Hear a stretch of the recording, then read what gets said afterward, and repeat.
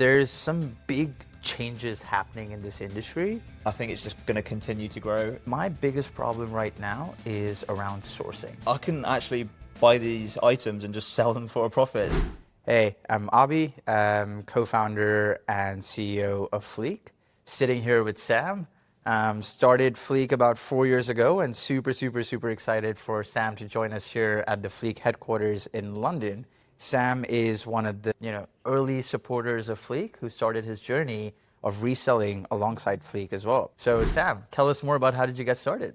Yeah, so I actually started selling on Vinted about 3 or 4 years ago, and I would literally buy something on Vinted, then just sell it straight back onto Vinted, easy as you like. And I started with some Ralph Lauren quarter zips.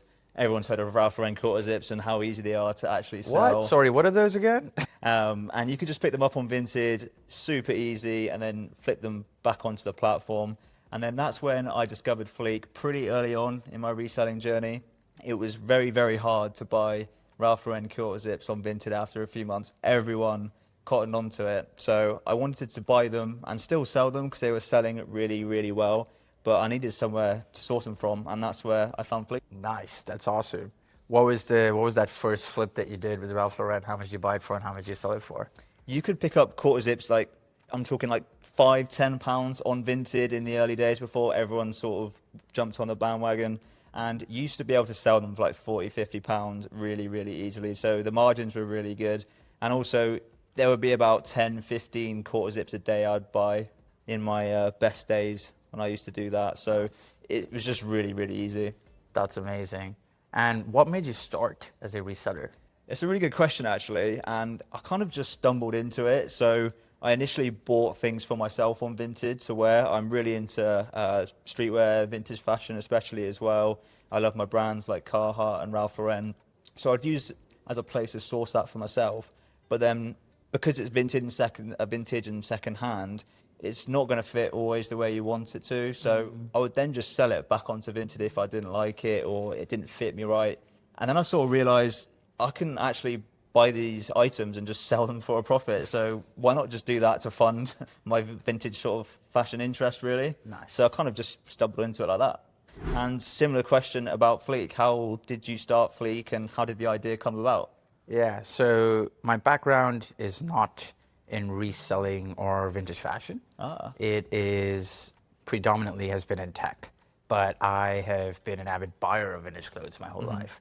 Also love streetwear, love vintage clothes, lived kind of around the world, grew up in India, where a lot of this supply is graded today, but didn't really know that at that time. And I've lived in California, Berlin, so like San Francisco, Berlin, London, all amazing vintage hubs where you get some of the best stock in like some of the best stores out there. And so just always had a passion for vintage clothes. And so much so that when I moved to London, I was living right off Brick Lane. And, sure you know about Brick Lane, but there's like 50 to 100 vintage shops that was right off my doorstep. And, it was COVID times during that time. This is sort of late 2021, and I was walking down Brick Lane and came across this one vintage shop that I used to really like that was in the process of shutting down.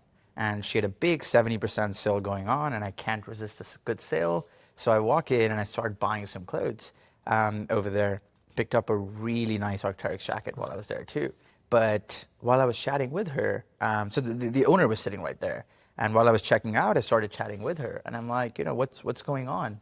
Why are you shutting your shop down? You're probably in the best location that any vintage shop owner would kill to be at because you have such amazing foot traffic that comes over here. And also this industry is growing massively. Secondhand clothing is growing 4 times faster than primary fashion. I was reading this thing recently about how 1 in 2 consumers are looking to buy secondhand fashion. Wow. So, reselling in my mind was just something that, was a no-brainer and more people should be getting into. So I asked her, I'm like, why are you shutting down? What's up? And she's like, look, all of those things you're saying is true, but my biggest problem right now is around sourcing.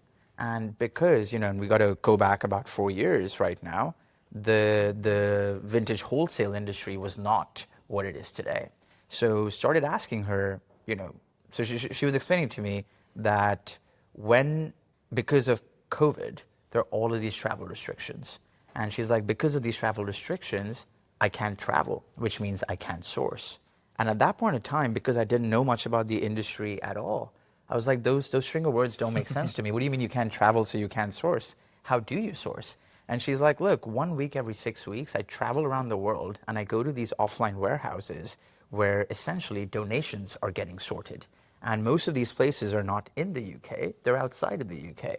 So she's like, at times I go to places like Pakistan, I go to India, I go to Italy, and I can't travel right now because of this. So these brokers have started popping up on Instagram and WhatsApp. And I'm sure, you've probably seen some of these folks as well. And she's like, I started buying from some of these people and it was going fine until I placed a really large order of 20,000 pounds. And then I never saw the stock. And I got scammed out of 20,000 pounds and now I can't make rent, which is why I need to shut down. Wow. And I was horrified, with how big this industry is and how fast this industry is growing. If something as simple as sourcing was that difficult, how would this industry reach that exit point or reach its full potential? So I pick up the phone and call my co-founder, Sankit, who was still living in San Francisco at that point in time. And I was like, Sankit, you're never going to believe how vintage shops in London are sourcing inventory. And he was like, wait, that makes so much sense. My girlfriend's mom and now wife's mom, is a professional Poshmark reseller. And Poshmark's a massive marketplace in the US. And she lives in Florida and she flies down to San Francisco every week, not every week, every month to go sourcing at the Goodwill bins because she finds better stock in the San Francisco Goodwill bins that she then takes to Florida to resell. So we were like, okay, wait, hold on. So a reseller in Florida and a retail shop in London, both are flying around the world sourcing inventory? There's got to be a better way.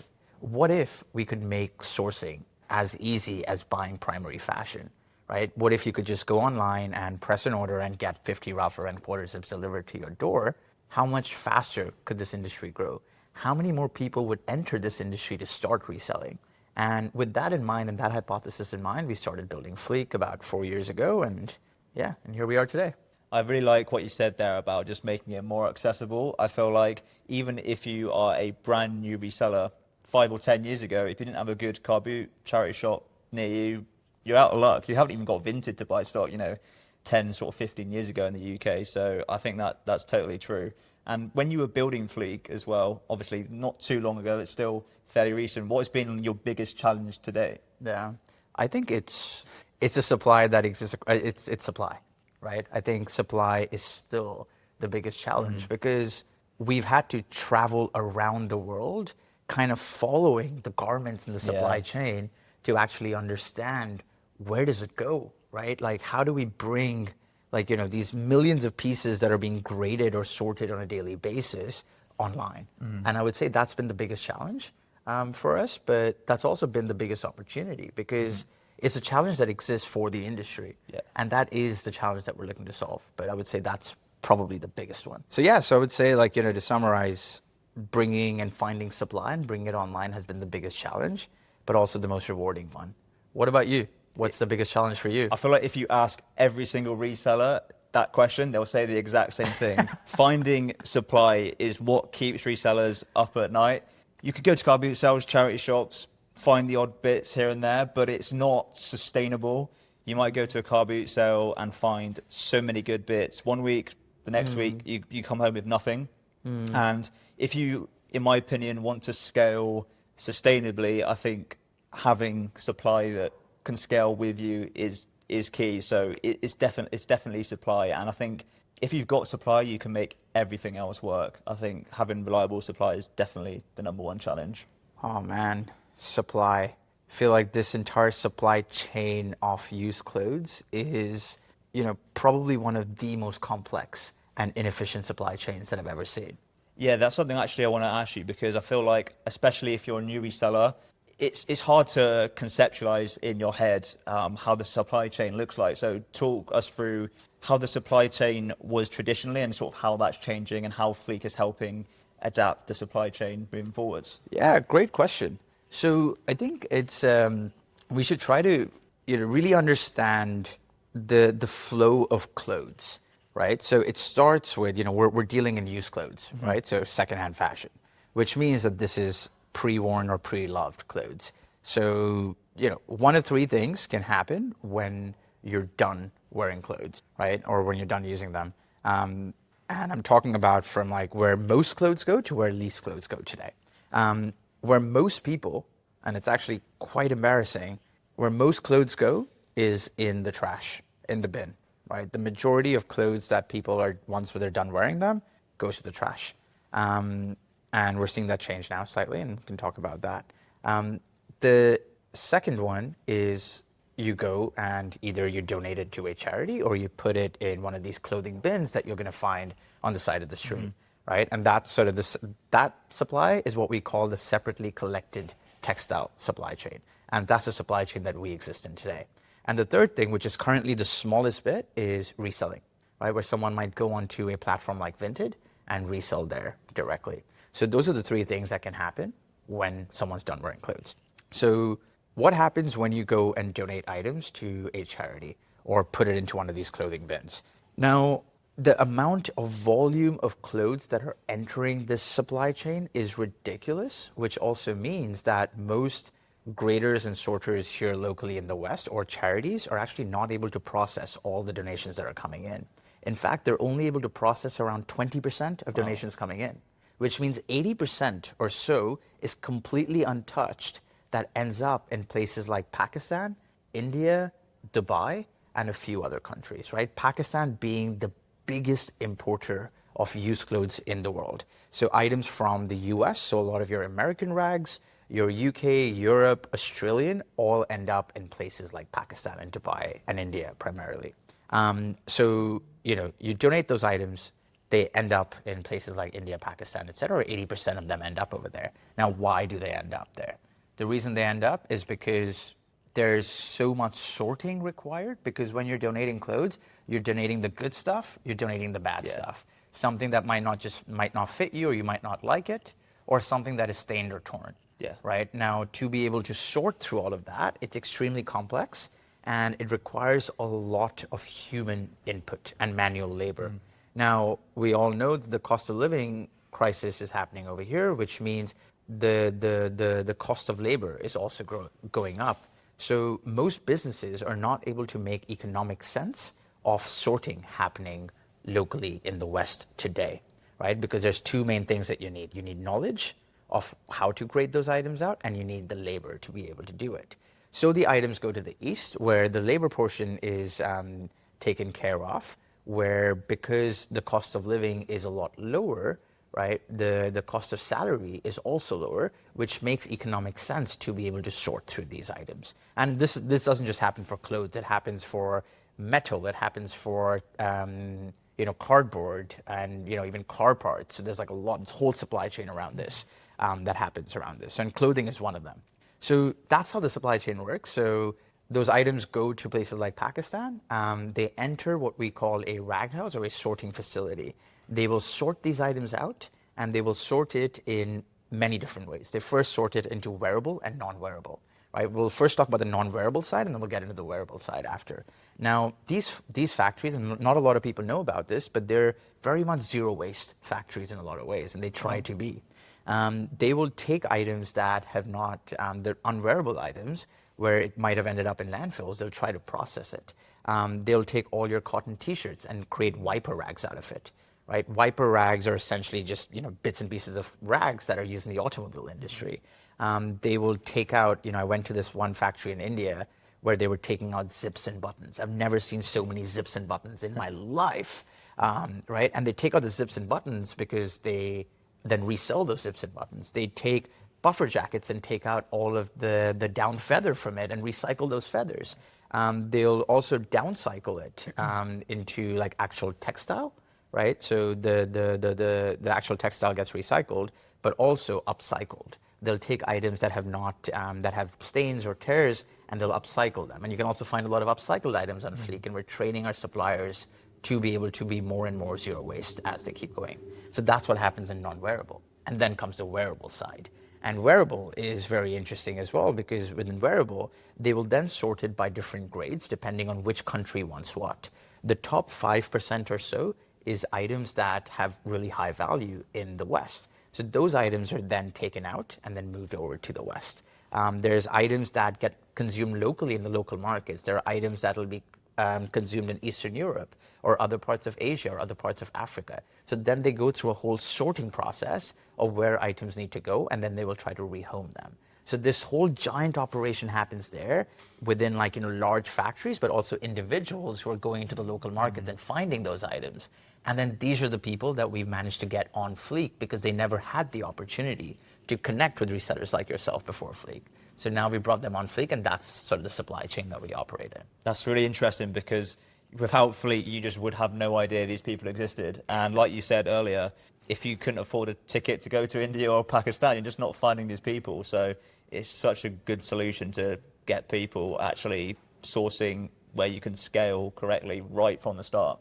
Yeah, absolutely. And that's that's been Fleek's mission to start, where our mission is to make secondhand first choice by empowering entrepreneurs. And it's empowering entrepreneurs like yourself to begin and start and scale your journey, but it's also entrepreneurs in the East, which is our suppliers in the East, because they have also built massive businesses on Fleek and because of connecting them directly to you folks. So it's something that I am very proud of in terms of the lives that we're touching and changing today. Again, I think that's a good point, because we always think of it from our point of view and how we can build a business from it, but you don't necessarily think about how it's changing the livelihoods of all of these people across the world. So yeah, that's a really good thought to think about. And it's really interesting because essentially, when you think of the suppliers on Fleek, they are like me and you, right? Of course, you have larger factories, but you also have individual resellers, and we call them, pickers on our side. But these are folks that have seen an opportunity, are also equally passionate about the secondhand space, and then will go into the local markets, collect those items, and then sell them on Fleek. So, some great examples over there to just really bring it to life is there's, one supplier, Asia. She used to be a nursery teacher, right? And she decided to quit her job and become a seller on Fleek. Wow. Right? And she started doing great. She's grading on Y2K items and then selling them on Fleek. And she started doing so well that she ended up getting some of her other nursery teachers to join her and continue doing. And there's such countless other stories that just make me really excited to be building what we're building. With that big part of our mission being empowering entrepreneurs, it's about also creating new entrepreneurs. What would be your advice, as an entrepreneur yourself, on folks looking to start in this space? I think it's really cliche, but you just need to start. I get so many questions about what should I start with, how much should I spend on my first order, etc. But you just need to take that leap and get stuck in, because I can guarantee you there's going to be someone else out there who hasn't asked a million questions and just got stuck in. They've made a few mistakes, but they've also learned a load, and they're ahead of you in the journey because they've just put their head down and started. So I think ask sensible questions, absolutely, but don't be afraid to try new things and make mistakes, learn along the way, and grow, basically. And I mean, as a CEO yourself and entrepreneur, I want to ask exactly the same question right back to you. Yeah, I think it's great, and I think the advice that I have is, a lot like yours, is the only way you will learn is by doing, right? You can read 1,000 books, you can watch a bunch of YouTube videos, including this one, but you only learn by doing, and you need to be okay with taking risks, right? Entrepreneurship is about taking risks. It's about failing. I tried building another company before Fleek and that failed, right? But it's about picking yourself up and then continuously going. It's what sets great entrepreneurs apart, I think, is resilience and a bias to action. So, just if you want to start reselling, just start. We're trying to make it as easy and as risk-free as possible, but give it a shot. Maybe it doesn't work, but keep pushing, right? And keep experimenting. It's what you do once you fail is, I think, what defines a great entrepreneur. And that would be my advice to anyone looking to start is, as you said, just start. Yeah, definitely. Especially in the reselling context. A lot of people, do it for a few months and then their sales start to slow down. They can't source good enough stock and then they just quit. But it's the people that carry on when it gets slow that are going to win, like any other Absolutely. industry. Absolutely. And to add to that is find your niche, right? It's so important because, like looking at, Fleek's learnings is if you wanted to build in the secondhand space, we could have gone and tried to build another Vinted, right? But then we'd be competing with Vinted, Depop, eBay, etc. But we found our niche, and that was, hey, how do we support resellers on these platforms? So our niche is we want to figure out the supply. So I think it's really important as to you to help folks understand what is your niche going to be and what is the competitive landscape around that. And I'm curious to hear your thoughts because you said you started off with your niche being in Ralph Lauren quarter zips, and you've of course been an early mover there, so you've been able to establish that. But as a new reseller coming in, if you look at everyone wants to stock Ralph Lauren quarter zips, everyone does. But is it also getting more competitive around that? And as a new reseller coming in, should they be looking to find their own niche or kind of follow the herd? It's a really good question and one I get all the time. And I think you've got to remind yourself that the secondhand industry for buying clothes to wear yourself is growing massively, as well as the amount of resellers as well. So there's an ever increasing market for items that you're going to sell as a reseller. So I think whilst niches definitely can work, and if you're passionate about something, I always believe that you can make it work. I love Carhartt, Ralph Lauren, Patagonia. Those are definitely not the easiest to source. Margins can be lower, but if you've got a passion for it, you will be able to find somewhere that you can buy all of those things for and resell it for a profit. However, I do believe there's so many untapped or niches that definitely can get you better margins. But it's all about, like I said a little while ago, it's all about learning, trying new things and sort of seeing where you end up. Because if I stuck with Ralph Lauren, I don't really know where I would be, where I've pivoted now to what I've sold loads of other brands, unbranded stuff as well. So it's all just about being flexible, really. Yeah, yeah. How do you identify trends? That's another good question. I think being active on social media definitely helps. I think looking at what sort of style celebrities are wearing can be a really good way of seeing what's on trend. But also it could be just as simple as going out on the street and seeing what people are wearing. I love just looking at fashion of just everyday people, basically, and it's really easy once you start doing this on a regular basis to sort of see what the trend is. I mean, if you go outside right now, most people are going to be wearing baggy jorts, and it doesn't take a genius to figure out if you try and source baggy jorts right now, it's pretty easy to make money with it. So I don't think it's as hard as some people make it out. Some people will say do a bunch of research on eBay, and that can definitely work. But people are buying clothes to wear. Go outside, try and see as many different people as you can, and you can start building a really good knowledge base about what's trending right now. Yeah, no, that's great. For us, because we're also always on the hunt for what's trending, so we can educate our suppliers so they can grade those items out. And like when we first started Fleek, nobody in the countries that we operate in Pakistan, India, Dubai, were grading out Y2K, right? But then we had to sort of find those trends and like translate that over. So we're continuously on that hunt to be able to identify. And I think what you said was great. What we do internally is also look at a lot of data, right, on what is, and it's actually really exciting on what we're building right now, is we're capturing data from what people are searching for, right? What are the items that are best selling? Items that, might, as soon as they upload, how fast do they sell? So we know that those are the things in demand.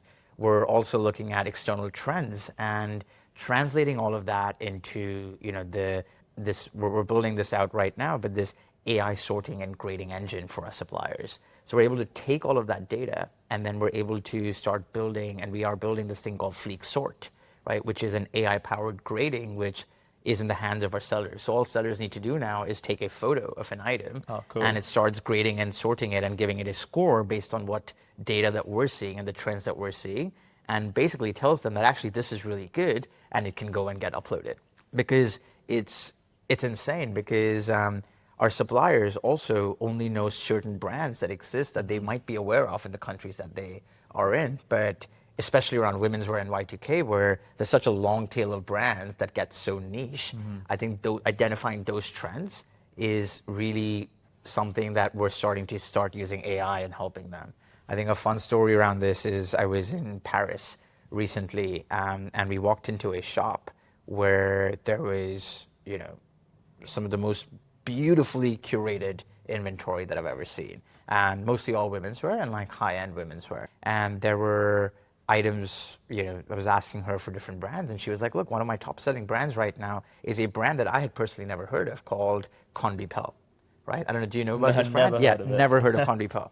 And the starting price for Conbipel was around, she was reselling them for about 200 euros was the starting point for this. So I was like, okay, well, we probably are not going to have that brand because I don't know it, you don't Yeah. know it. Like, there's no way our suppliers are grading these out. But then we went on to this thing called Build a Bundle on Fleek, which is where all your AI graded items are now showing up. And I searched for Conbipel, and there were about 50 different Conbipels that had been added in the last 3 days that were selling for £4 each. That's right? crazy. When I showed it to her, she was like, wait, I can buy them for £4 and then flip them for 200. And I think that's kind of the niche that she was in, that Yeah. then like using data and identifying trends and then using AI on top of it, we were able to surface and bring there. So yeah, I think the hunt for trends is something that I'm very passionate about. That's really interesting. And what are your predictions for future trends, if there's anything that you think is going to... Oh man, I hope this one doesn't come true. But from what I'm hearing is skinny jeans are coming Skinny back. jeans are coming back. God, Have you heard that? I have not, and I don't think I'd like to see that if it is. I really hope not. But apparently skinnies are back. I'll definitely be buying Levi's bundles because there's always full of skinny jeans. But you know what? And even if you think skinny jeans aren't on trend, there are plenty of people still wearing them right now. It is crazy. Slim and skinny Levi's jeans are probably one of my top sellers. Really? And it's something I never see anyone wear, and it's something I don't personally wear. And it just goes to show there's a market for so many different styles you definitely think on trend right now. Yeah. So Sam, quite the expert in this industry. Tell us, where do you see this industry going? I think I can only see it going one way, and I think it's just going to continue to grow. I think you're going to have an easier time to source. So you've got the supply side sorted and growing, but then you've also got an easier way to sell your products as well. Live selling is huge right now. It's really hot, and I think that is going to grow massively in the next few years. So I think if you want to become a reseller or are thinking of becoming a reseller, I think now is a really good time to actually start and get stuck in. And going to say the same to you. What about Fleek? Yeah. I think there's some big changes happening in this industry powered by the new technologies that are coming up. And I would say that probably the two things that is going to massively propel this industry forward is more infrastructure being created for resellers to make reselling easy, and it's going to be powered by AI, right? Some of the things that we're working on, and I know a lot of other companies are trying to work on as well, is how do you make it as easy as possible for resellers to resell? So the famed no listing, right? Where you can just take a photo of an item and it just gets uploaded across every single marketplace out there, right? Listing is a big problem for resellers. So as things like that become easier, as AI starts making sourcing and supply easier, as AI makes the logistics of resale a lot easier, the resale industry will start modernizing over time. And that's something that Fleek hopes to drive for resellers around the world because, as I said, like we are in it to make secondhand first choice by empowering these entrepreneurs. So everything we're doing and everything we're building is about how do we make it easier for each and every one of you to build a sustaining generational business. Well, Sam, it's been such a pleasure having you in our office. Thank you so much for your time, and this has been really, really fun. Yeah, thank you so much for having me, and it was really interesting to learn more about Fleek.